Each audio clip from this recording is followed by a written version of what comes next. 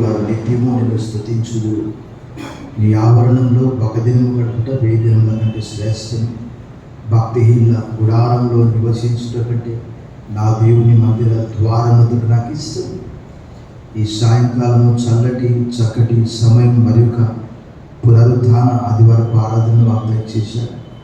ఆయన మన అపరాధముల నిమిత్తము అప్పగింపబడి మన నీతిమంతులుగా తీర్చిదిద్దడానికి తిరిగి లేపబడ్డాడు అన్న పౌలు నినాదం రోమా 4:25 జ్ఞాపకం చేసుకుంటున్నాను. ప్రతి ఆదివారం కూడా ఒక పర్వ పండుగ దినం మా పాపములను పడమటికి తోడుకు ఎంత దూరమో అంత దూరపరిచి సముద్రపు అగాధంలో పడవేయబడిన దినం, శుభదినము, సంతోష దినం, విమోచన దినమని తలుస్తూ స్తుతి ఆరాధన రక్షకుడు విమోచకుడు త్వరగా రానయ్యున్న క్రీస్తు యేసు నామంలో నీకు సమర్పిస్తున్న మా ప్రియ పరలోకపు తండ్రి, ఆమేన్. దయచేసి కూర్చోండి, please be seated. A warm welcome to this united service. సాయంకాలపు ఐక్య ఆరాధనకు వచ్చిందని ప్రేమపూర్వకంగా ఆహ్వానిస్తూ ఉన్నాం. Greet you all in the name of our Lord and Saviour Jesus Christ. ప్రభువును రక్షకుడైన క్రీస్తు నామములో మీ అందరికీ శుభములు, సమాధానం కలుగును. ప్రభునందు మిక్కిలి ప్రియులారా, మీ అందరి క్షేమం తలస్తూ మీ అందరి కొరకు ప్రార్థిస్తున్నాం. The scripture was read for us. లేఖన భాగం మనము చదువుకున్నాం. అందులో మనకు, మన దేశానికి, మన ఆధ్యాత్మిక జీవితానికి సరిపడా అద్భుతమైన పోషకాలు అందులో ఉంటాయి. పౌలు తన 2వ మిషనరీ ప్రయాణపు చివరిలో 3వ ప్రయాణానికి మధ్యలో ఈ గలతీ ప్రాంతాన్ని దర్శించాడు. మనం జాగ్రత్తగా గమనిస్తే ఇప్పుడున్నటువంటి ముస్లిం కంట్రీస్ అన్నీ కూడా, ఒకవేళ అవి సిరియా కావచ్చు, అక్కడ ఉన్నటువంటి చుట్టుపక్కల కంట్రీస్ ఏవైనప్పటికీ కూడా, క్రీస్తు శకము 1వ శతాబ్దంలో every nook of the corner, ప్రపంచంలోని ప్రతి మూలన సువార్త వెళ్ళి సంఘ స్థాపన కూడా జరిగింది. మరి చప్పట్లు కొట్టి దేవుని బయటపరుస్తారు. కానీ తర్వాత జరిగిన సంగతి మీకు తెలియదు. క్రీస్తు శకము 600లో క్రైస్తవ మతానికి వ్యతిరేకంగా లేచినటువంటి మతమే ఇస్లాం మతం.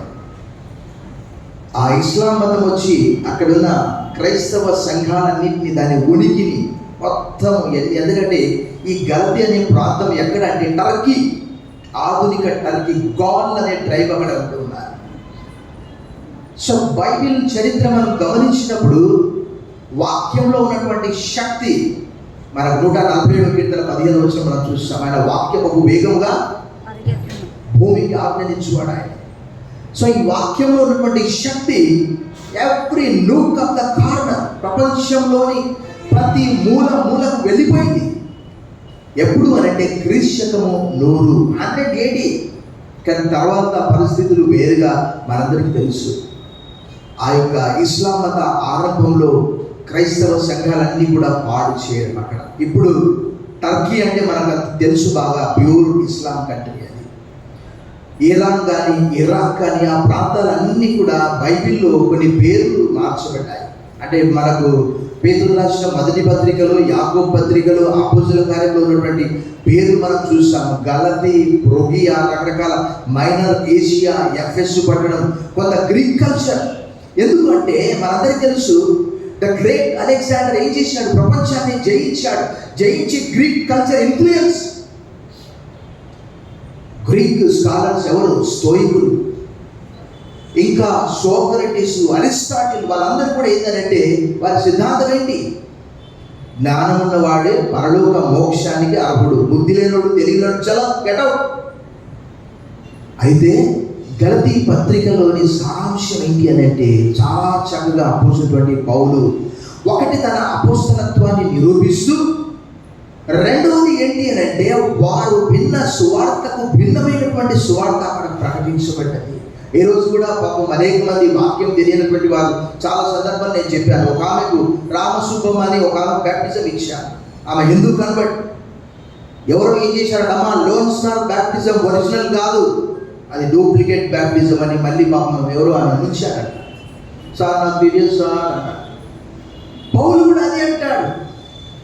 ఆయన మనల్ని ప్రస్తుతపు దుష్ట యుగం నుండి విమోచించాడు అని 1వ అధ్యాయంలో చెప్తూ, ఏమయ్యా 4వ అధ్యాయంలో చెప్తాడు, మీరు చూస్తే శక్యమైతే మీ కన్నులు ఊడబెరిగి నాకు ఇవ్వాలని అనుకున్నారు. అంటే పౌలు గారికి గలతీ సంఘానికి ఉన్నటువంటి ఎంత ప్రేమ అది నిజంగా.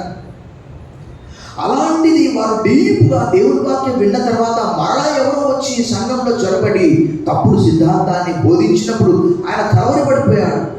అదంతా కూడా మనకు ఆ గలతీ ప్రాంతాన్ని ఎప్పుడు దర్శించాడు అనేది అపోస్తలుల కార్యములు 15:40, అపోస్తలుల కార్యం 16:6, అపోస్తలుల కార్యం 18వ అధ్యాయం నుంచి 21 వరకు అక్కడ గలతీ అనేది ఒక ట్రైబ్ పేరు అనమాట, గాల్. అక్కడ చాలా సంఘాలు ఉన్నాయి. మీరు చూస్తే గలతీలకు రాసిన పత్రిక 1వ అధ్యాయంలో ఒక చర్చి కాదు అక్కడ. There were many churches in Galatian church. గలతీలకు రాసిన పత్రిక 1వ అధ్యాయం 1వ వచనంలో చూస్తే మనకు స్పష్టంగా కనిపిస్తుంది. There were many churches. చూడండి అక్కడ మనుషుల మూలంగా నేను ఏ మనుషుల వల్ల నేను కాక యేసుక్రీస్తు వలను ఆయన మృతుల్లో నుండి లేపిన తండ్రి దేవుని వలను అపోస్తలుగా నియమబడిన పౌలు నేను నాతో కూడా ఉన్న సహోదరులందరూ గలతీయలోనున్న ఎన్ని సంఘాలు ఉన్నాయంటే దేర్ ఆర్ చర్చెస్ ఇన్ గలేషియా. చాలా చర్చెస్ ఉన్నాయి అన్నమాట. అదంతా ఇప్పుడు టర్కీ ప్రాంతంలో ఉన్నది. అంటే నాకు బైబిల్ చదివిన కొత్తలో ఆశ్చర్యం అనిపించింది. ఏంటి అని అంటే ఈ పత్రిక రాయబడే సమయానికి ఆ ప్రాంతం అంతా కూడా అనేక సంఘాలు ఉన్నవి. కానీ విచారం ఏంటి తెలుసా? చాలా విచారకరమైనటువంటి విషయం ఏంటి తెలుసా? ప్రపంచవ్యాప్తంగా అనేక చోట్ల, ముఖ్యంగా అమెరికా దేశంలో చర్చెస్ మూతపడుతున్నాయి కాపురం లేక. ఇక్కడ కూడా రీసెంట్గా నేను ఫేస్బుక్లో చూశాను. ఒంగోలులో ఒక చోట ఒక ఆయన పాపం చర్చి ముందు వెళ్ళి, అయ్యా దయచేసి ఎవరైనా ఈ చర్చిని టేకప్ చేయండి, ఇది శిథిలావస్థకు చేరుతూ ఉన్నది, డైలాపిడేటెడ్, దయచేసి ఎవరైనా ముందుకు రండి అంటున్నాడు. ప్రభునందు మిక్కిలి ప్రియులారా, దేవుని వాక్యంలో ఒక మాట నేను మీకు జ్ఞాపకం చేస్తాను. ఏంటంటే దేవుని కొరకు పరిగెత్తి అలసిపోయినటువంటి వారు ధన్యులు. చప్పట్లు కొట్టి మనం దేవుని బయలుపరుస్తాం. ఎందుకంటే పౌలు ఏమంటాడు? ఇదిగో నేను బాగా పరిగెత్తాను, నా ప్రయాసము నేను కడగొట్టించాను, నా పరుగు కడగొట్టించాను, ఇక మీద నా కొరకు నీతి కిరీటం ఉంచబడి ఉన్నది. ప్రతి ఒక్కరి కొరకు, అది ఆయన కొరకు మాత్రమే. సో ఇక్కడ ఆయన బాధ్యత ఏంటంటే నెంబర్ 1 ఆయన అపోస్తలుగా వారు అంగీకరించట్లేదు. నెంబర్ 1. నెంబర్ 2 ఏంటంటే విన్నటువంటి సువార్తను కాక వేరొక సువార్త అక్కడ ప్రవేశించింది. అసలు ఇక్కడ వండర్ ఏంటంటే సంఘాన్ని హింసించినటువంటి వ్యక్తి హింసల పాలు కావడం అక్కడ రాయబడినది. సంఘాన్ని అపరిమితంగా దూషించి హింసించినటువంటి వ్యక్తి తర్వాత ఏమయ్యాడు? హింసల పాలయ్యాడు. ఆయన చెప్పడానికి ప్రయత్నం చేశారు. ఇక్కడ చాలా స్పష్టంగా మనం 18 నుంచి 24 వచనాల్లో మనం చూస్తున్నాము. ఈ గలతీలకు రాసిన పత్రిక మనం ఒకసారి ఒక గ్లిమ్స్ చూసినప్పుడు 1 నుంచి 6 అధ్యాయాల వరకు ఈ భారతదేశానికి సరిపడా మనకు ఉంటున్నది అనిపిస్తుంది నాకు. ఎందుకంటే ఇక్కడైతే అక్కడ తప్పుడు సిద్ధాంతం ఏంటంటే యేసుక్రీస్తు సిలువ సరిపోదు, యేసుక్రీస్తు సిలువ ఒకటి, ఆయన త్యాగము సరిపోదు. ఏం చేయాలి? ధర్మశాస్త్ర సంబంధమైనటువంటి క్రియలు కూడా అంటే సున్నతి కూడా చేసుకోవాలి. కానీ అక్కడ 2వ అధ్యాయంలో అంటాడు, ధర్మశాస్త్ర విషయమై నేను మృతుడనైతి అని అంటాడు. ధర్మశాస్త్ర సంబంధమైన క్రియల మూలంగా ఏ వ్యక్తి కూడా నీతిమంతుడుగా తీర్చబడ్డాడు. ఎందుకంటే యెషయా గ్రంథం 64:6 ఏమని రాయబడ్డాడు? మేమందరము అపవిత్రుల వంటి వారమైతిమి అని అక్కడ అంటున్నాడు. మా నీతి క్రియలన్నీ కూడా నీ ఎదుట మురికి గుడ్డల వలె ఆయను. నన్ ఆర్ రైచస్, రోమన్స్ 3:10. నీతిమంతుడు లేడు ఒక్కడు, ఏ భేదం లేదు, అందరూ పాపం చేసి దేవుడు అందించి మహిమను పొందలేకపోవచ్చు. For all have sinned and come short of the glory, सबने गुनाह किया और खुदा की जलाल से महरूम है. అందరూ పాపం చేశారు, నీతిమంతుడు ఒక్కడు కూడా లేడు. వారి కొరకు ఆయన 1వ అధ్యాయం 4వ వచనంలో చెప్తున్నాడు, మన తండ్రి అయిన దేవుని చిత్త ప్రకారము క్రీస్తు మనల్ని ఏం చేశాడట? ప్రస్తుతపు దుష్ట కాలంలో నుండి, అనగా ఫుట్నోట్స్లో దుష్ట యుగం నుండి ఏం చేశాడట? విమోచింపవలనని మన పాపముల నిమిత్తమును తాను ఈ గలతీ సంఘములతో ఆయన రాస్తున్నాడు. ఏమయ్యా అని మన కూడా కళ్ళ కనిపిస్తలేదా? ఇక్కడ సిలువ కనిపిస్తలేదా మీకు? చూడండి 3వ అధ్యాయం 1వ వచనంలో చూడండి. ఓ ఫూలిష్ గలేషియన్స్, ఓ అవివేకులైన గలతీయులారా, మిమ్మును ఎవడు భ్రమ పెట్టెను? సిలువ వేయబడిన వాడైనట్టుగా యేసుక్రీస్తు మీ కనుల ఎదుట ప్రదర్శింపబడి మీకు కనిపించట్లేదా? నేను మీకు చెప్పాను కదా అని వారితో మాట్లాడుతూ, నేను ప్రకటించినటువంటి సువార్తను కాక వేరొకడు పరలోక చెప్పినా మీరు నమ్మడానికి వీల్లేదని అంటాడు. వారు త్వరగా, అంటే ఈరోజు కూడా అనేక మంది రకరకాల బోధన అన్నమాట, అంటే ఒక్కొక్కరు ఒక రకం సిద్ధాంతం బోధించడం. కానీ మనము వాక్యము చదవకపోతే నిజంగా నేటి దినాల్లో కూడా మనం ఎక్కువగా మోసపోయే అవకాశం ఉంది. ఎందుకంటే మనందరికీ తెలుసు, తిమోతికి రాసిన 2వ పత్రికలో అపోస్తలుడైన పౌలు అంటాడు, అంత్యదినములో అపాయకరమైనటువంటి కాలంలో వచ్చును. జనాలంట మంచి బోధకు చెవి ఒకరంట. ఇక్కడ నుంచి ఒక 2 స్టోరీలు చెప్తే 30 నిమిషాల్లో అయిపోతుంది అంతే. ఇంకా వాక్యం ఎందుకు? ఇంకా ఏదో ఒక ఉదాహరణ తీసుకుంటే అది ఒక 15 నిమిషాలు, ఒకవేళ అది మంచిదే కావచ్చు. అపోస్తలుడైన పౌలు తన అపోస్తలత్వాన్ని గురించి నిరూపిస్తూ అనేమంటాడు తెలుసా, నేను అంటే ఎవరితో నరమార్తులతో నేను సంప్రదించలేదు. ఎందుకంటే నేను నా తల్లి గర్భంలో పడ్డని మొదలుకొని ఆయన నన్ను ప్రత్యేకపరుచుకున్నాడు. మొదటి అధ్యాయం 15 వచనం చూడండి. అక్కడ ఆయనను తల్లి గర్భం నుండి పడ్డది మొదలుకొని నన్ను ప్రత్యేకపరిచి తన కృపచేత నన్ను పిలిచిన దేవుడు నేను అన్యజనులలో తన కుమారుని ప్రకటింపవలనని ఆయన నా యందు అనుగ్రహించినప్పుడు మనుష్య మాతృలతో, అంటే ఫుట్నోట్స్లో రక్త మాంసములతో నేను సంప్రదింపలేదు. మన దినమున ఒక గృహానికి వెళ్ళి వాక్యము చదవమని ఒక యవనస్తునికి చెప్పాను. ఆ యవనస్తులతో చెప్పాను, బాబు కాస్త ఫుట్నోట్స్ చదువునైనా అంటే ఎక్కడ లేదు సార్ ఇక్కడ అంటున్నాడు. ఫుట్నోట్స్ అంటే బహుశా కాలదికి చూసుకుంటున్నాడేమో. అంటే చూడండి ఎంత పూర్వున్నారు చూడండి.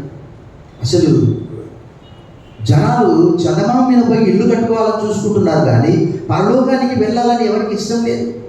పరలోక సిద్ధపాటు లేదు, వాక్య పఠనం లేదు, అన్ని దినాలు బిజీ అండి.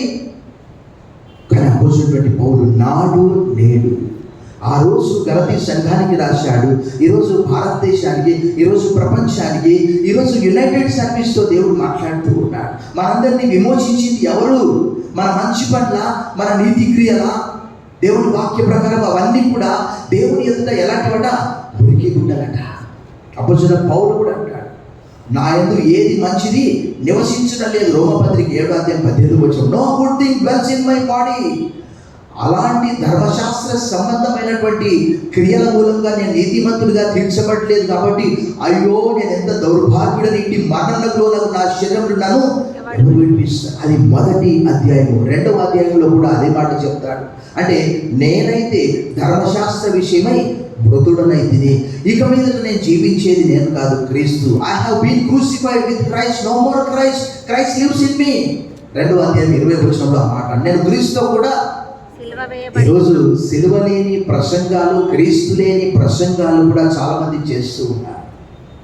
అసలు వాస్తవంగా చెప్పాలంటే ప్రతి ప్రసంగంలో కూడా ఖచ్చితంగా సిలువను కూర్చున్నటువంటి మాట. ఎందుకంటే సిలువ లేకపోతే మానవులకు విలువ లేదు. ఎందుకంటే 3వ అధ్యాయంలో ఆయన చెప్తాడు కదా, చూడండి 3వ అధ్యాయం 13-14 వచనాల్లో చెప్తాడు ఆయన, ఆత్మను కూర్చిన వాగ్దానం విశ్వాసం వల్ల మనకు లభించినట్లు అబ్రహాం పొందిన ఆశీర్వచనం క్రీస్తు యేసు ద్వారా అన్యజనులకు కలుగుటకై క్రీస్తు మన కోసం ఏమయ్యాడట? శాపమై. అంటే ఫుట్నోట్స్ ఏమని రాయబడ్డది? శాపగ్రాహి. Became curse, he was cursed. మనల్ని ధర్మశాస్త్రం యొక్క శాపం నుండి విమోచించాడు. ఇందును కూర్చి మ్రాను మీద వేలాడిన ప్రతివాడును దేవుని వాక్యంలో ఏమని రాయబడ్డది తెలుసా? ధర్మశాస్త్ర గ్రంథంలోని వాక్యాలు ఎవరైతే గైకొనరో, ఎవరైతే వినరో వారు ఎవరట? శాపగ్రస్తులు. అది ఇర్మియా గ్రంథం 11వ అధ్యాయంలో రాయబడింది. యాకోబు పత్రిక 2వ అధ్యాయం 10వ వచనంలో ఆజ్ఞలన్నీ కూడా గైకొని, ఒక ఆజ్ఞ గైకొనకపోతే ఆజ్ఞలన్నిటి విషయంలో తప్పిపోయినట్టే కదా. ఎంత చక్కగా రాయబడ్డారు కదా.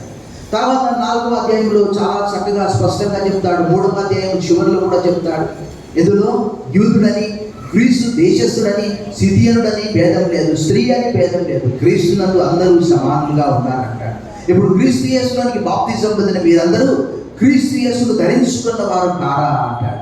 ఇంకా క్రీస్తునందు మీరు దేవుని కుమారులుగా ఉన్నారంటాడు. 26, 27 వచనాలు అక్కడ స్పష్టంగా. ఇంకా 4వ అధ్యాయంలో చూస్తే మరలా వాళ్ళు పాత జీవితానికి వెళ్తున్నారు. ఈరోజు అనేక మంది కూడా క్రైస్తవ జీవితం ఉన్నది, పాత జీవితం ఉన్నదని అంటూ ఉన్నారు. లేఖనాలు ఎప్పుడు కూడా మనతో కాంప్రమైజ్ కావు. అలా అయితే యాకోబు పత్రికలో యాకోబు చెప్పిన రీతిగా ఎవడైనా అద్దంలో తన ముఖం చూసుకొని అవతలికి వెళ్ళి మర్చిపోతాడట. వాక్యం కూడా అలా మనకు బోధిస్తుంది. ఇక 5వ అధ్యాయంలో చూస్తే ఆయన అంటాడు, ఏమయ్యా ధర్మశాస్త్రం వల్ల ఆత్మ వరాలు మనం పొందుతున్నామా? ఆత్మఫలం అక్కడే కదా, గలతీ 5:22 ఆత్మఫలం ఏమనగా అంటాడు, ఒకటే ఫలం. ఈ మధ్య నేను డైరీ రాసే సమయంలో మదర్ తెరిసా సూక్తి ఒకటి చదివాను. అంటే పైనంతా కూడా మనం డైరీ రాసుకుంటాము. ఈ ఫుట్ నోట్స్ లాగా కింద మనకు దాదాపుగా ప్రతి పేజీలో ఇక్కడ రాయబడి ఉంది. ఒక్కొక్క పేజీలో ఒక్కొక్క మాట. ఏమని రాయబడి తెలుసా? గలతీ పత్రిక 5:22లోని సారాంశము, the fruit of the love is service అని రాయబడి ఉన్నది. The fruit of the service is peace అని రాయబడినది. నేను ఒక హాస్పిటల్ అంటే దాని భావం మీకు చెప్తాను. ఆ యొక్క ప్రేమ ఫలం ఏదట? సేవా భావం అట. The fruit of the love is service, the fruit of the service is peace అంట. అంటే ఒకరికి సేవ చేయడంలోని మనకు సమాధానం అన్నమాట. ఒక హాస్పిటల్లో నేను చదివాను. ఏమని చదివాను తెలుసా? అచ్చంపేట హాస్పిటల్లో అక్కడ చాలా సంవత్సరాల క్రితం, నేను 31 సంవత్సరాలు అయితే వివాహం చేసుకొని 20 సంవత్సరాల క్రితం హాస్పిటల్కి వెళ్ళాను. అక్కడ వెళ్తే ఒక మదర్ తెరిసా ఫోటోగ్రాఫ్ ఉంది. ఆ ఫోటోగ్రాఫ్లో ఏమని రాయబడి తెలుసా? నేను కుష్ఠరోగికి ఒక పుండు శుభ్రం చేసే సమయంలో ఆమె ఏమనుకుంటుందట? నేను ప్రభువుకు సేవ చేస్తున్నానని అనుకుంటుందట. చప్పట్లు కొట్టి మన దేవుని మైపరిచాలి. ఆ కుష్ఠరోగి కాదు నేను చేసేది సేవ. ఎవరు చేస్తున్నాను? యేసు ప్రభువు ఏమన్నారు? ఈ చిన్నవారిలో, ఈ అల్పుల్లో ఒకరికి చేస్తే నిజంగా ఈ గలతీ పత్రిక 5వ అధ్యాయం చదివినప్పుడు నాకు అనిపించింది, ఫస్ట్ స్టార్టింగ్గా మొదటి అధ్యాయం 18 నుంచి 24 వరకు చదివించాను. ఆయన సేవ ఎక్కడెక్కడి నుంచి వెళ్ళింది, అద్భుతమైనటువంటిది. ఇంకా 5వ అధ్యాయం తర్వాత 6వ అధ్యాయంలో మనం చూస్తాం. ఏం చూస్తాం అక్కడ అంటే, అక్కడ క్రీస్తు ముద్రలు నా యందు ఉన్నవి, నన్ను ఎవరు కూడా ఇబ్బంది పెట్టొద్దు, నేను సిలువ యందు తప్ప దేని యందు అతిశయపడు. ఒకవేళ అలా అతిశయపడితే లోకములకు నేను లోకానికి సిలువ భయపడ్డాను అంతే. కానీ ఈరోజు చాలా మంది ఏంటి అని అంటే, లోకము కావాలి. ఒక భక్తుడు అంటాడు, we are in the world not of the world. మనం లోకంలో ఉన్నాం కానీ లోక సంబంధము కాదు. యేసు ప్రభువారే అన్నారు సాక్షాత్తుగా యోహాను సువార్త 15:18 ఏమన్నాడు? మీరు లోక సంబంధులు అయితే లోకం మిమ్మల్ని ద్వేషించును.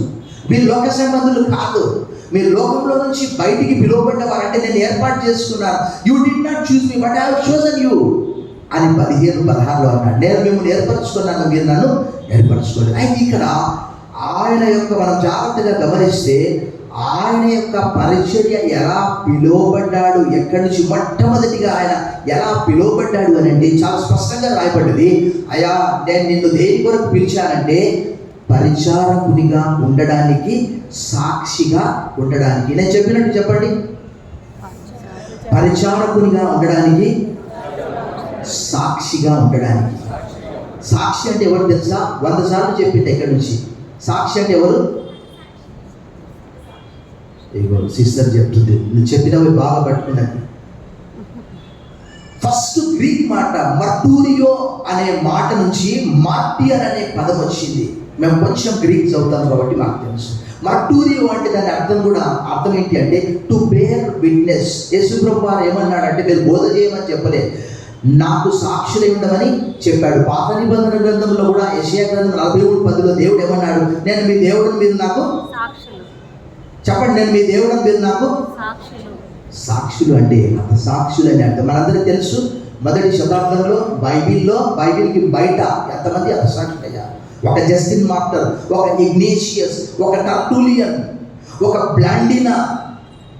పౌలు గారు కూడా క్రీస్తు శకం 62లో ఏమయ్యాడు? చెప్పండి. ఇగో సిస్టర్ చెప్తుంది, ఇక్కడ నుంచి భారతీ సిస్టర్ చెప్తుంది, ఏమయ్యాడు? అది సాక్షి అయిపోయాడు. అది జూలైలో డేట్ ఉంది. ఇద్దరు ఒకే దినం చనిపోయారు, వేరు ప్రాంతాలు. చాలా సందర్భాల్లో చెప్పాను, మీరు బిజీ కదా అన్ని విషయాల్లో, అందుకే మీరు జ్ఞాపకం పెట్టుకోరు. ప్రభునందు మిక్కిలి ప్రియులారా, ఆయన మొట్టమొదటిగా ఏం చేశాడు? సంఘమును హింసిస్తూ ఉన్నాడు.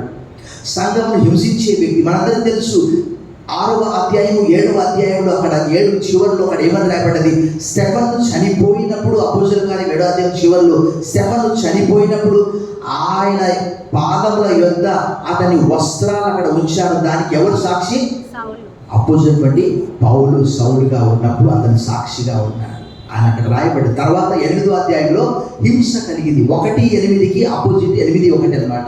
ఆయనను పరిశుద్ధాత్మ మీ మీదకి వచ్చినప్పుడు మీరు శక్తిని పొందేదారు కనుక మొట్టమొదట యెరూషలేములో, తర్వాత యూదయ, తర్వాత సమరయ, తర్వాత భూదిగంతముల వరకు అనే మాట, ఉయికోస్ అనే మాట వాడబడ్డది గ్రీకు భాషలో. ఎందుకంటే అపోస్తలుల కార్యం 17వ అధ్యాయం 6వ వచనంలో ఏమన్నారు, భూలోకాన్ని తలక్రిందులు చేసినటువంటి వారు ఇక్కడికి కూడా వచ్చి ఉన్నారనే మాట, ఉయికోస్ అనే మాట అక్కడ వాడబడ్డది.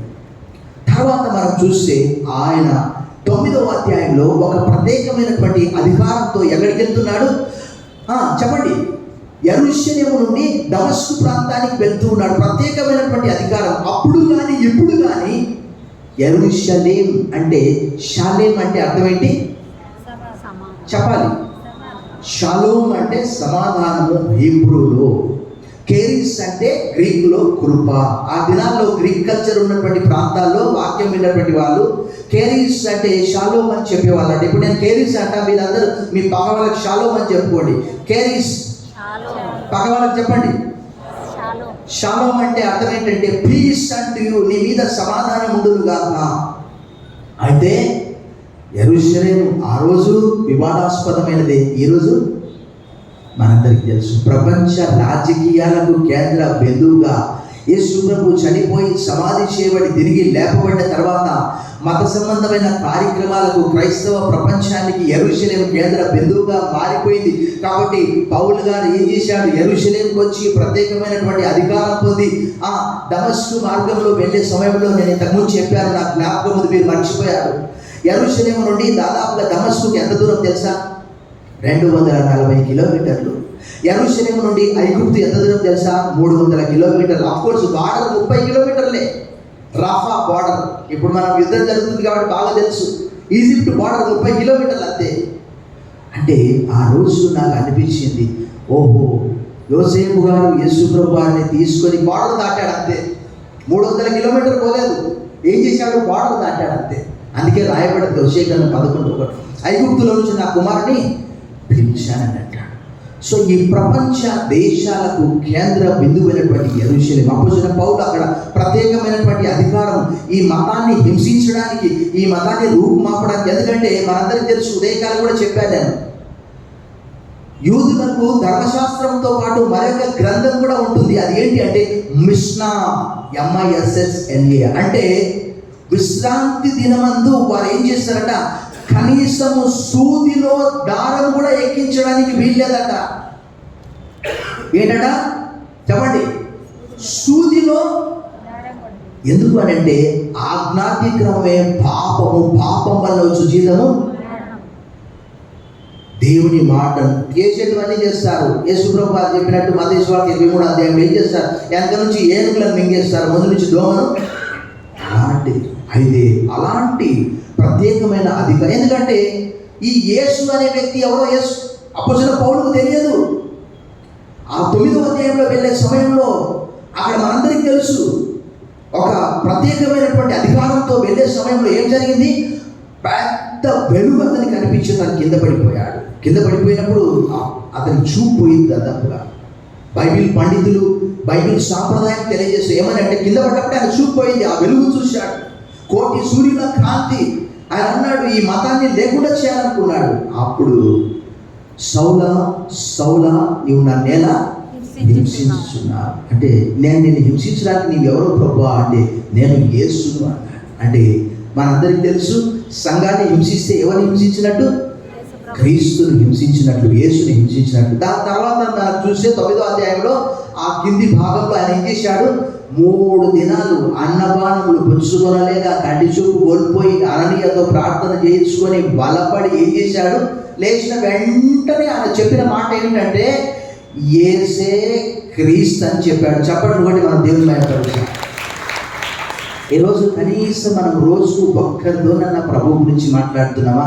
ఈరోజు there is no apostle Paul, no Christianity throughout the Europe, throughout the world. ఎందుకంటే ఆయన ప్రతి విశ్రాంతి దినమున అక్కడ ప్రతి ఒక్కరితో తర్కిస్తూ ఒప్పిస్తూ అక్కడ మనం చాలా స్పష్టంగా ఒక మాట చూసాము. అక్కడ ఆ అపోస్తుల కార్యంలోని ఆ మాట మనకి ఎంత అద్భుతమైనటువంటి మాట అంటే చూడండి. అపోస్తుల కార్యంలో అపోస్తుల పౌలు 19వ అధ్యాయంలో ఆ మాట రాయబడ్డది. చూడండి 19వ అధ్యాయము 26వ వచనము చాలా ఫేమస్ అది.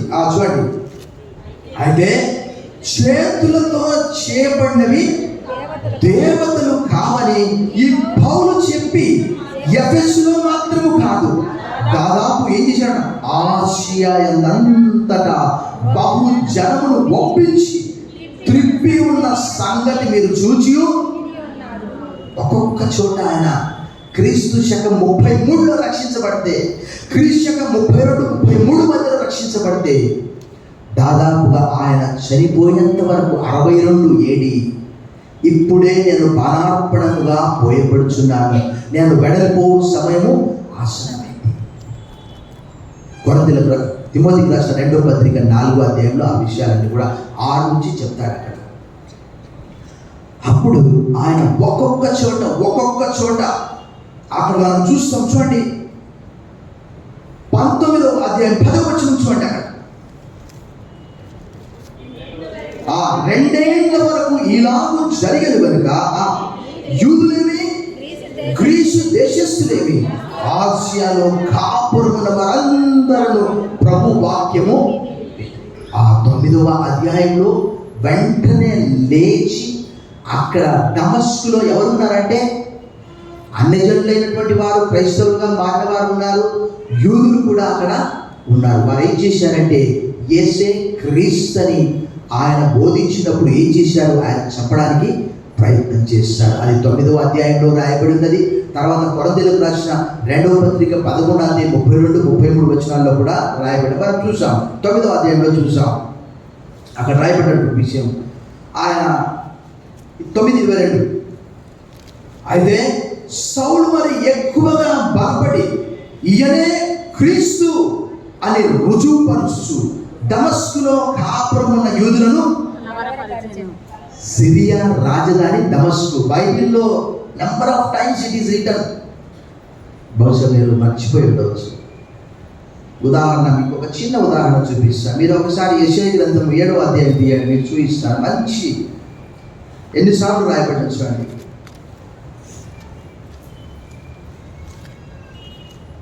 ఏడవ అధ్యాయము 5వ వచనం చూడండి. సిరియాయు ఎఫ్రాయిమును రెమల్యా కుమారుడిని కీడు చేయవల ఆలోచన. ఇంకా అక్కడ ఆ భాగంలో ఏమంటదంటే 8వ వచనం చూడండి. దమస్కు సిరియాకు, దమస్కులకు రెజీను చాలు. సో అప్పుడు అదే ఉన్నది, ఇప్పుడు అదే ఉన్నది, డమస్కస్ అనే ప్రాంతం. సో ఇక్కడ అపోజినటువంటి పౌలు అలా వారందరినీ కూడా కలవరపరిచినప్పుడు అక్కడ 9వ అధ్యాయంలో రాయబడిన మాట ఏంటంటే, అనేక దినములు గతించిన పిమ్మట 9:3 యూదులు అతన్ని చంపని ఆలోచింపగా వారి ఆలోచన సౌలుకు తెలియవచ్చును. వారు అతను చంపవలని రాత్రింపగళ్ళు ద్వారం మీద కాచుకొచ్చును కనుక అతని శిష్యులు రాత్రి వేళ అతన్ని తీసుకొని పోయి గంపలో ఉంచి గోడకుండా అతన్ని తర్వాత ఆయన యెరూషలేమునకు వెళ్ళాడు. కానీ ఎవరు ఆయన నమ్మలేదు. కారణం ఏంటంటే ఆయన చూసి గుర్తుపెట్టారు. ఆ రోజుల్లో వాట్సాప్ లేదు, ఫేస్బుక్ లేదు, ఇన్స్టా లేదు. ఈరోజు ప్రతి ఒక్కరూ మినిమం 2.5 గంటలు, మ్యాక్సిమం 4.5 గంటలు అందులోనే ఉంటున్నారు. టైంకి అన్నం తినట్లేదు, నీళ్ళు తాగట్లేదు, నిద్రపోవట్లేదు, కానీ వాక్యం మాత్రం చదవట్లేదు. Their delight is in the law of the Lord and they meditate on His law day and night. They are like trees planted by streams of water which eat their fruit in its season and their leaves do not wither. In all that they prosper. ఈరోజు ప్రపంచాలు మారిన, యుగాలు మారిన, భూమి ఆకాశం గతించిన నా మాటలు ఎన్నటికీ heaven and earth may pass away but my words will never pass away. ఈ మధ్యలో మైక్రోసాఫ్ట్ అనేది ఒకటి ప్రాబ్లం అయిందట. గత వారంలో కూడా నేను చెప్పాను, సునీత విలియమ్స్ అనే అక్కడ పోయి స్టక్అప్ అయింది. అక్కడ ఇవన్నీ కూడా టెక్నాలజీ అనేటివి, అది మానవుల జ్ఞానం, అది అంతే. దేవుడు ఒకసారి అనుకుంటే, ఒకసారి భూకంపం వస్తే శాటిలైట్స్ ఏమైనా పనిచేస్తాయా? భూకంపానికి దానికి ఏమైనా ఒకవేళ వస్తుందని ఒకవేళ ముందుగా చెప్పొచ్చు, కానీ భూకంపాన్ని అయితే ఆపలేవు కదా. ప్రభునందు మిక్కిలి ప్రియులారా, అపోజిట్ పౌలు అక్కడి నుంచి మరలా యెరూషలేముకు వెళ్తే వారందరూ కూడా గుర్తుపట్టి సంఘమును హింసించిన వాడు ఇతడే కదా అని చెప్పి దగ్గర రానియలేదు. శిష్యులను కలవడానికి ఆయన ప్రయత్నం చేశాడు, మనకు తెలియదు. కానీ పౌలు సిద్ధాంతం ఏంటంటే, నేను ఏ మనిషితో సంప్రదించలేదు, నాకు అపోజిట్లు ఎవ్వరు తెలియదు, కేవలం ఇద్దరు నాకు పరిచయం. ఎవరు అని అంటే, ఒకటి కేఫా, ఆయన 3 పేర్లు ఉన్నాయి. సీమోను అనేది హీబ్రూ పేరు, కేఫా అనేది అరమైక్ పేరు, తర్వాత పేతురు అంటే పెట్రోస్ అనే పేరు గ్రీకు పేరు అన్నమాట. పెట్రోస్ అనగా, సేఫాస్ అనగా అర్థం ఏంటంటే స్టోన్, అంటే స్మాల్ స్టోన్. అక్కడ మనకు యోహాను సువార్త 1:42, మత్తయి సువార్త 16:18 స్పష్టంగా రాయబడి, నువ్వు కేఫావు అంటే నువ్వు రాయివి అని అర్థం, నువ్వు పేతురువు అంటే నువ్వు రాయివి అని అర్థం. పెట్రోస్, యేసుప్రభు వారు పెట్రా, దానియేలు గ్రంథం 2వ అధ్యాయంలో మహారాయి, ఎంత వాడు పెద్ద రాయి, ఈయన ఒక చిన్న రాయి అన్నమాట. పెట్రా ఆయన పెట్రోస్ పెట్రా అంటే పెద్ద రాయి, పెట్రోస్ అంటే చిన్న రాయి. ఆంగ్లంలో అయితే చాలా స్పష్టంగా రాయబడ్డది. అక్కడ 16వ అధ్యాయం 18వ వచనం నేను మీ కొరకు చదివి వినిపిస్తున్నాను. మత్తయి సువార్తలో ఆ విషయం రాయబడ్డది, అది నేను కేవలం మీ కొరకు నేను చదువుతున్నాను. చూడండి 16:18. And I tell you are Peter అంటే ఫుట్నోట్స్లో ఏమని రాయబడ్డదంటే పెట్రోస్ అనే మాట రాయబడ్డది. మీ దాంట్లో ఏమన్నా తెలుగులో రాయి. పెట్రోస్ అంటే ఒక చిన్న రాయి అన్నమాట. ఆయన పెట్రా పెద్ద రాయి. అయితే మనకు తెలియదు, కానీ మరి సంఘానికి ముఖ్యమైనటువంటి వ్యక్తి అని పౌలు అనుకున్నాడో ఏమో తెలియదు. ఇద్దరు నేను కలిశానని చెప్తున్నాడు. ఎవరిని కలిశాడట? పేతురుని కలిశాడట. తర్వాత యేసు ప్రభు సహోదరుడు యాకోబుని కలిశాడట. నిజంగా ఎంత గొప్ప విషయం కదా. మరి అది కూడా పేతురుతో ఎంతకాలం ఉన్నాడట? 15 days. అందులో పాపం పగలంతా ఎక్కడ స్వార్థకి వెళ్ళాడో మనకు తెలియదు. అంటే నిజంగా నాకు అనిపించింది, నేను కూడా రక్షించబడిన కొత్తలో అసలు నాకు వాక్యమే తెలియదు. ఢిల్లీ లెవెల్లో వెళ్ళిపోయినా ఇస్లాం చదవడానికి వెళ్తూ ఉన్నాను. అనేకమైనటువంటి ఆటంకాలు అడ్డు వస్తున్నాయి.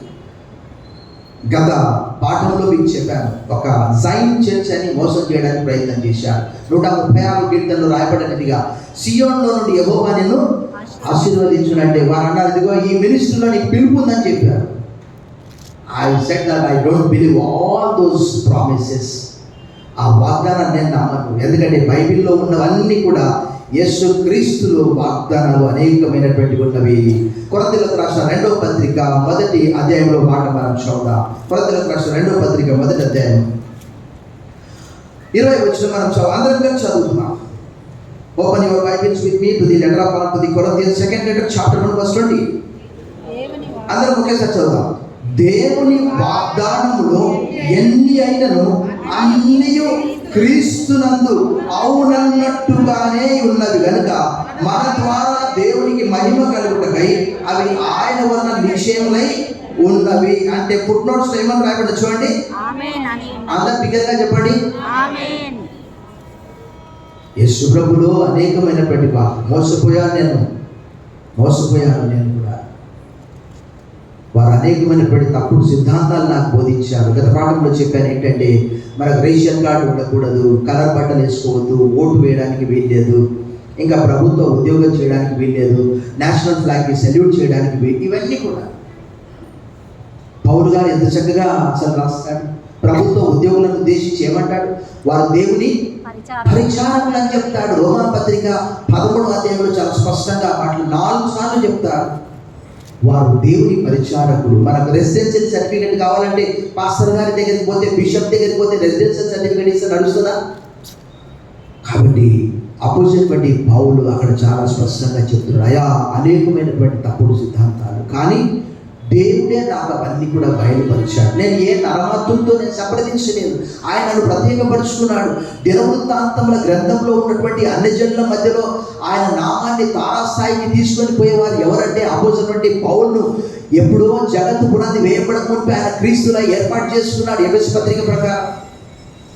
సో ఇక్కడ మనం గలతీ పత్రిక 1వ అధ్యాయం చదివినప్పుడు ఆయన చాలా స్పష్టంగా చెప్తారు, నేను ఎవరిని సంప్రదించలేదు. ఎవరు అంటే కేఫా అనే మాట ఆయన స్పష్టంగా చెప్తాడు. సేఫా అరమైక్ మాట అది. అంటే కేఫా అంటే 1:42 యోహాను సువార్తలో రాయబడిన రీతిగా రాయి అని అర్థం. ఆయనను కలిశాను, ప్రభు యొక్క సహోదరుడు, brother of lord Jesus, James అని అక్కడ చెప్తాడు. ఆయన మాత్రమే కలిశాను. అయితే అక్కడ ఉన్నటువంటి వారందరి మరి నన్ను చూసి, నా పరిచయం చూసి ఆయన దమస్కు నుంచి మరలా యెరూషలేముకు వచ్చాడు. దమస్కు నుంచి తప్పించుకొని వచ్చాడు. ఎందుకంటే మనందరికీ తెలుసు, అక్కడ కొరింథీయులకు రాసిన 2వ పత్రిక 11:32-33 చూడండి. అక్కడ కొరింథీయులకు రాసిన 2వ పత్రిక 11:32-33 దమస్కులో అరెత అను రాజు క్రింద ఉన్న అధిపతి నన్ను పట్టకోరి కావలి ఉంచి దమస్కీల పట్టణమును భద్రము చేశాను. అప్పుడు నేను కిటికీ గుండా గోడ మీద నుండి గంపలు దింపబడి అతని చేతిలో నుండి. అందుకే పౌలు అంటాడు తిమోతికి రాసిన 2వ పత్రికలో చాలా సందర్భాల్లో చెప్పే మాట ఏంటంటే, సింహపు నోట నుండి నేను తప్పించబడ్డాను. తిమోతికి రాసిన 2వ పత్రిక 4వ అధ్యాయం 17వ వచనం. అయితే నా ద్వారా, తిమోతికి రాసిన 2వ పత్రిక 4:17, అయితే నా ద్వారా సువార్త పూర్ణముగా ప్రకటింపబడి నిమిత్తమును అన్ని జనులందరూ దాని విను నిమిత్తమును ప్రభువు నా ప్రక్క నిలిచి, అంటే నా పక్షంలో ఉండి నన్ను బలపరిచేది కనుక నేను సింహము నోట నుండి. ఒకవేళ ఆరంభంలోనే ఆయన చనిపోతే where is the Christianity today? అందుకే చివరికి ఒక మాట చెప్తాను, ఏంటంటే మీరు గుర్తుంచుకోండి. ఈరోజు ఇస్లాంలో ఉన్నటువంటి వారు ఎక్కువగా ద్వేషించేది ఫస్ట్ ఎవరినంటే పౌల్ని. ప్రపంచవ్యాప్తంగా సువార్తను తీసుకొని పోయినటువంటిది. ఉదాహరణకి చిన్న ఉదాహరణ చెప్తా. ఈ మధ్యలో మా వదిన కొడుకు మాల్టా దేశానికి వెళ్ళాడు. అది ఒక చిన్న దీవి. అది ఎవరు వెళ్ళారండి? మొట్టమొదటిగా ఆ దీవికి ఐలాండ్కి అపోజిన పౌలు. చూడండి అపోజిల కార్యం 21 యాక్ట్స్ ఆఫ్ అపోజిల్ చాప్టర్ 28:1. అపోజిల కార్యం 21.